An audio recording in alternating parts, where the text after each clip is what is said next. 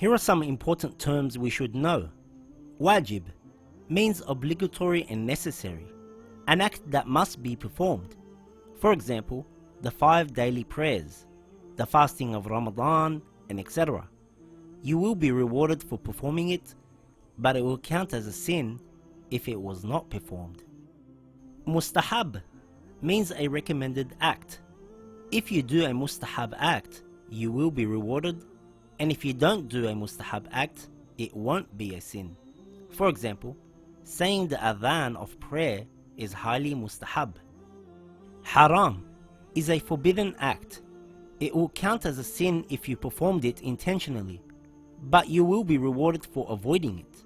For example, eating pork and drinking alcohol are haram. Makruh is a disliked act. If you do a makruh act, it won't be a sin. But if you avoid a makruh act, you will be rewarded. For example, urinating while standing is makruh. Mubah means permissible. There is no reward for performing it and no sin for neglecting it. For example, talking, drinking tea, catching a ball, and etc. Mujtahid. A mujtahid refers to an Islamic expert who can deduce rulings from reliable sources.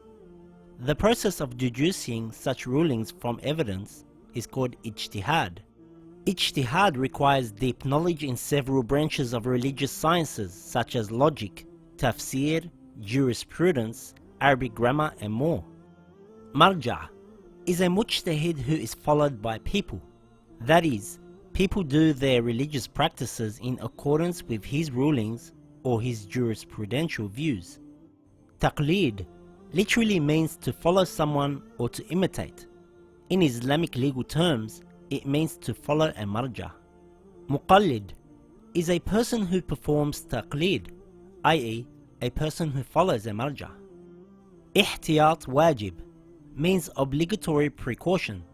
This means the person must act according to the precaution, or he can refer to another marja equal or close in knowledge. Ihtiyat mustahab means recommended precaution. This means the follower can act according to the recommended precaution or not.